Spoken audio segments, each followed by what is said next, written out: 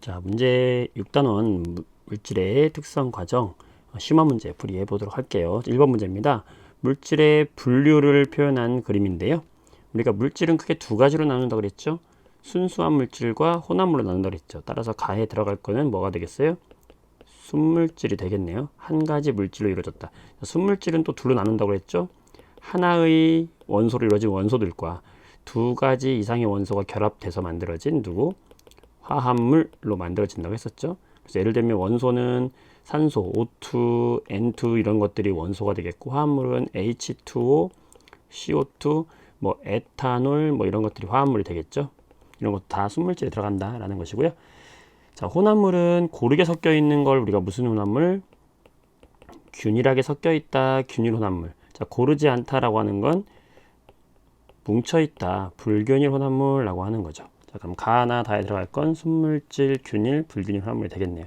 따라서 몇 번 될까요? 답은 네, 1번 되겠죠. 자, 2번 문제 보도록 할게요. 순물질을 모두 고른 것은, 자, 우리 순물질 방금 얘기했듯이 순물질에는 이렇게 두 가지가 있다고 그랬죠. 한 가지 원소로 이루어진 물질과 화합물, 두 종류의 원소들이 결합된 화합물이 있다 그랬어요. 자, 공기라고 하는 건 이 안에 산소도 있고 질소도 있고 등등등등 여러 가지 섞여 있는 얘는 혼합물이죠. 자, 수소 H2로 표현되는 수소는 바로 여기 원소에 포함이 되는 거죠. 원소에 포함되니까 순물질이다. 자, 사이다라고 하는 것은 물에 이산화탄소 기체가 물과 함께 혼합된 혼합물이기 때문에 아니고요. 자, 과일 주스 역시 물에 주스가 섞여 있는 불균일 혼합물이 되겠죠? 아니고요. 자, 에탄올은요, 탄소와 수소와 산소로 이루어진 화합물입니다. 그러니까 에탄올도 여기 화합물에 들어간다. 에탄올의 분자식은 이건데, 분자식은 모르더라도 우리가 에탄올 화합물에 들어간다. 결국엔 순물질이다. 맞는 거고요. 염화나트륨 NaCl로 표현되는 이 염화나트륨 역시 두 개 이상의 원소가 결합되어 있지만 새로운 성질을 갖는 소금의 화합물이 되겠습니다. 따라서 니은, 미음, 비읍이 바로 순물질이 되겠네요. 3번 문제 보겠습니다. 자, 특성에 대해서 옳지 않은 것은 그랬네요. 자, 특성은 그 물질 나타내는 고유한 성질 맞죠? 자, 물질을 구별하는 기준이 되겠다. 특성 고유한 특성이니까 구별의 기준이 되겠죠. 자, 부피는 특성이 아니다. 네, 부피가 크다고 해서 부피 차이가 난다고 해서 같은 금인데, 야, 얘도 금이고 더 큰 금이 있어요. 자, 근데 둘 다 금으로 이루어졌는데 같은 물질이죠. 부피가 다르다고 해서 다른 물질이 아니잖아요. 그 얘기는 부피는 특성이 될 수 없다. 맞다는 거죠. 자, 질량은 고유한 양이므로 특성이 된다. 질량도 특성이 될 수 없는 것이죠. 예. 양이 달라진다고 해서 물질 달라지는 거 아니잖아요. 따라서 특성이 아닙니다. 특성에는 밀도, 어느 점, 녹는점이 있고 양에 관계없이 종류가 같으면 같은 값을 갖는다는 게 바로 물질의 특성 되겠죠. 답은 4번 되겠고요. 4번 문제. 현상을 설명할 수 있는 원리는 무엇이냐? 자, 전류 차단기에 퓨즈를 이용한다. 자, 퓨즈. 자, 핵심만 보는 거죠. 자, 댐납을 사용한다. 댐납. 자, 퓨즈와 댐납은 무엇을 이용한 겁니까? 바로 순수한 물질보다 혼합물, 납과 주석의 혼합물을 이용하면은 뭐가 낮아진다? 혼합물은 순물질보다 녹는 점이 더 낮아졌다. 네, 우리가 순수한 납은 녹는 점이, 자, 고체를 녹입니다. 그러면 이 녹을 때의 온도가 녹는 점이 될 텐데, 이 녹는 점이 순수한 물질은 이렇다면, 얘가 순물질이라면 혼합물의 녹는 점은 실제 순물질보다 더 낮아진다 그랬어요. 네, 이걸 이용해 가지고 퓨즈나 댐납을 이용하면 쉽게 녹일 수 있게 되는 거죠. 낮은 온도에서. 네, 그걸 이용한 거니까 혼합물의 녹는 점이 더 낮아진다는 걸 이용하는 이용 예시가 되겠죠. 4번이 답이 되겠습니다. 자, 5번. 자, 이 물질로 예상되는 것을 찾아라 그랬네요. 자, 지금 질량이 나와 있고 물에 넣었더니 지금 50ml였던 물이 지금 얼마가 된 거예요? 여기가 눈금이 75ml가 된 거네요. 그러면 처음에 50ml였으니까 이 순수한 여기에 들어간 이 물질의 부피는 증가한 물의 부피와 같으니까 증가한 물의 부피가 25ml죠. 그러면 이 물질에 우리가 지금 뭘 알아요? 질량을 알고 있고 이 물질의 부피를 아니까 우리는 이 물질에 뭘 구할 수 있다? 밀도를 구할 수 있다. 밀도는 뭐분의 뭐?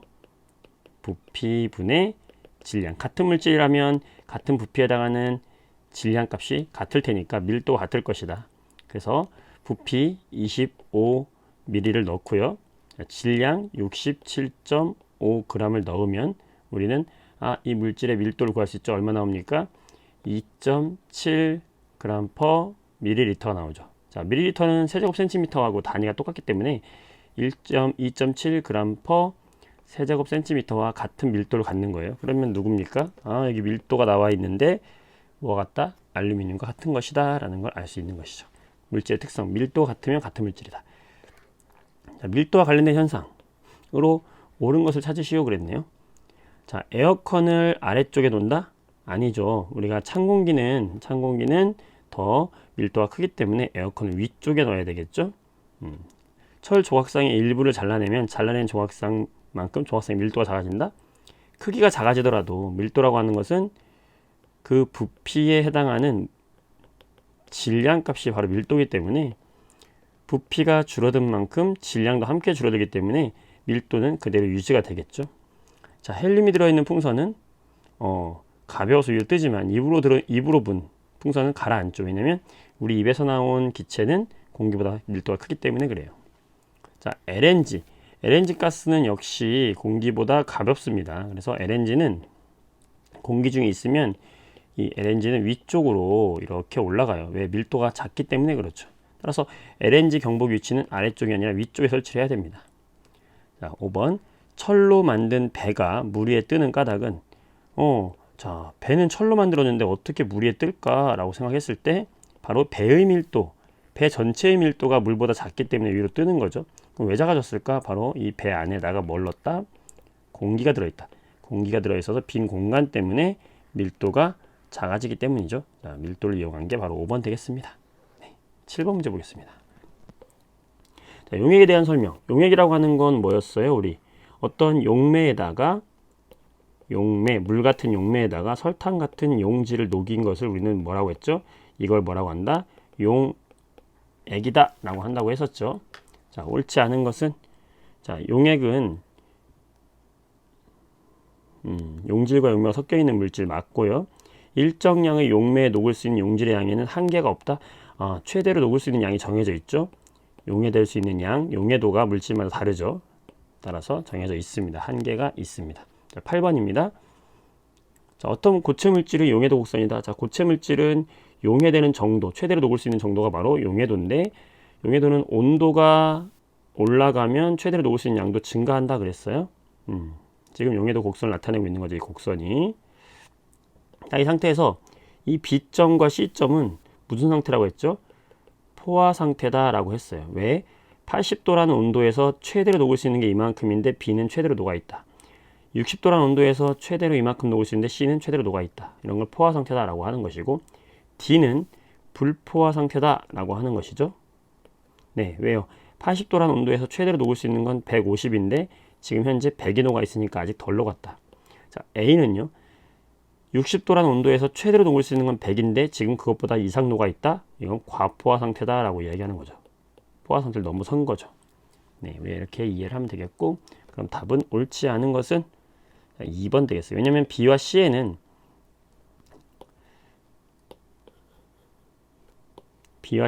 지금 같은 양의 물질이 녹아 있다 라고 했는데, B에 현재 녹아 있는 건 여기입니다. 현재 녹아 있는 건 여기 얼마? 150. C에 현재 녹아 있는 건 얼마입니까? 왼쪽으로 가서 100이 녹아 있는 거예요. 녹아 있는 양이 다르죠. 답은 2번 되겠고요. 자, 9번 밀도차를 이용해서 분리한 예가 아닌 것은, 자, 벽시를 소금물에 넣어서 맞죠? 자, 사금 채취 맞죠? 자, 조리질 하는 거 맞죠? 곡물을 흔들어 쭉정이 분리하는 거 맞고요. 자, 소금과 붕산을 혼합물 녹였다가 냉각해 가지고 거름장치로 분리한다. 이거는 소금과 붕산을 이렇게 같이 섞여 놓은 상태에서 같이 가열하면 둘 다 녹아 있다가 다시 냉각을 시키면은 여기에 이제 뭐가 쌓여요? 붕산은 더 녹지 못하고 다시 쌓이게 되거든. 그래서 둘을 분리할 수 있는 방법이니까 이런 걸 우리가 무슨 방법이라고 하죠? 재결정 방법이라고 하잖아요. 따라서 답은 5번 되겠고요. 자, 10번 보겠습니다. 자, 10번은 이제 여러 가지 고체 물질의 용해도 곡선인데요. 네, 옳지 않은 것은 그랬어요. 답은 5번인데요. 80도씨의 물 100g에 용해 들어가는 건 물 100g에 최대로 녹여있는 양을 말하는 건데 각 물질이 30g씩 녹아있는 용액을 냉각하면은 가장 먼저 속출되는 건 누구냐? 자, 80도씨를 찾으세요. 일단 80도씨를 찾으시고 여기에 30g을 녹입니다. 30g 어디 있어요? 여기 30 여기 있네. 그렇죠? 그럼 이만큼 녹이는 거죠. 녹였을 때 냉각을 시킨다. 냉각시키면은 여기 냉각시키다가 포화 상태를 지나면 그때부터는 석출되겠죠. 그러면 누가 석출되겠어요? 염화나트륨은 지금 만나질 않아, 이 곡선을. 그러니까 염화나트륨은 석출되지 않고 지금 여기 이 곡선 황산구리가 제일 먼저 석출됐네요. 따라서 틀렸다. 답은 5번 되겠고요. 11번. 자, 11번은 기체의 용해도를 기체가 녹는 용해도를 말하는 거네요. 자, 기체의 용해도가 커지는 조건 두 가지. 고체와는 달리 온도는 낮출수록 잘 녹고 압력은 높을수록 잘 녹는다라고 했었죠. 자, 여기 얼음물과 실온과 50도가 있어요. 그러면 용해도는 이렇게 온도가 높아질수록 용해도는 커진다라고 할 수 있는 거죠. 네, 주의할 것은 용해도가 커진다는 건 기체, 기포의 양은 적다는 거예요. 잘 못 녹을 때 기포가 많이 나오는 거거든요. 잘 녹으면 기포가 적거든요. 따라서 기포의 양과 그로 인해 알 수 있는 용해도에 대한 설명을 물어본 것은 뭐냐? 지금 여기 있는 가나 다는 뭐에 따른 온도에 따라서 기포양이 달라지겠죠. 얼음물이 기포가 작겠고 실온의 물이 기포가 좀 있겠고 50도는 기포가 더 많겠죠. 왜? 용해도가 지금 용해도가 잘못됐네. 반대로 됐네. 그죠? 용해도가 온도가 낮을수록 용해도가 크다 그랬죠. sorry. 이렇게 되는 거죠.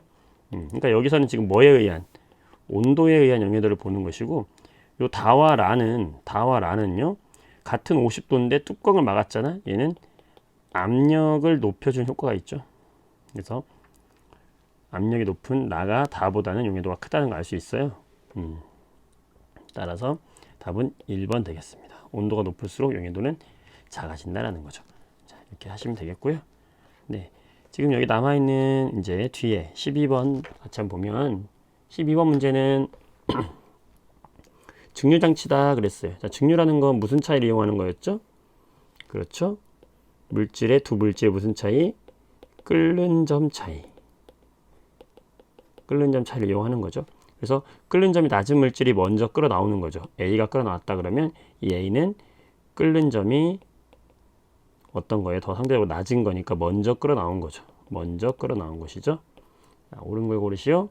기억과 디귿 되겠죠. 자, 13번. 자, 물과 에탄올의 혼합물이에요. 자, 어떤 차이 이용하는 거죠? 끓는 점 차이 이용하는 거죠. 자, 이런 방법을 우리는 뭐라고 한다? 증류한다 라고 하는 거죠. 그럼 여기 가점은 지금 현재 누구랑 같이 있는 거예요? 물과 에탄올이 함께 있는 점이죠. 그러다가 가열하면은 이 78도 부근에서 누가 주로 끓어 나와요? 에탄올이 먼저 끓어 나오겠죠. 그러다가 여기 이제 뭐만 남아요? 물만 남아 있겠고 여기서 이제 물이 끓어 나오는 거죠. 자, 옳지 않은 것은 답은 3번 되겠어요. 나 구간의 온도는 순수한 에탄올의 끓는 점보다 낮다가 아니라 높아져요. 왜냐면 혼합물이니까 끓는 점이 더 높아지는 거죠. 자, 14번. 자, 천일염에서 정제소금. 자, 우리가 뭔가 불순물이 섞여 있는 것에서 순수한 걸 얻어내는 방법, 이걸 뭐라고 하냐면 재결정이다 라고 하는 거예요. 네, 그래서 용해도를 이용한 재결정 방법입니다. 자, 15번. 크로마토그래피 기억하시죠? 색소 분리 같은 거 하는 거죠. 옳지 않은 것은 자, 수성 사인펜은 에테르를 용매로 한다. 자, 에테르는요 기름 성분이랑 비슷하다고 생각하시면 돼요. 근데 수성은 물이잖아요. 물과 기름 섞이지 않으니까 이걸 용매로해서 분리하면 안 됩니다. 자, 16번 혼합물과 분리 방법. 자, 물과 기름 거름이 아니라 밀도 차이로 이용하는 거죠. 사인펜 색소, 바로 지금 이게 방금 얘기했던 크로마토그래피. 자, 원유의 분리, 끓는 점 차이를 이용하는 증류법이 되겠고요. 자, 도핑 테스트, 이런 테스트가 바로 크로마토그래피 이용하는 거죠. 이건 재결정이고요. 따라서 답 4번이고요. 17번을 보면은 자, 80도씨의 물 50g에 HCg을 녹였다. 자, 원래는 우리가 이 용해도라고 하는 건 물 100g 기준이에요. 네, 그러면 이거를 물 50g 기준으로 바꿔버리면 최대로 녹을 수 있는 게 다 절반이 되겠죠. 여긴 30, 여기는 그거의 절반이 되는 거예요.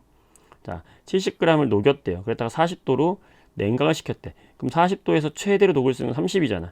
지금 현재 70이 녹아 있는데 최대 녹을 수 있는 게 30으로 바뀌는 거죠. 그러면 40g은 석출이 돼야 되는 거죠. 답은 40g 되겠습니다. 여기까지 문제풀이 해봤어요. 여러분들 수고 많았습니다. 수고했어요.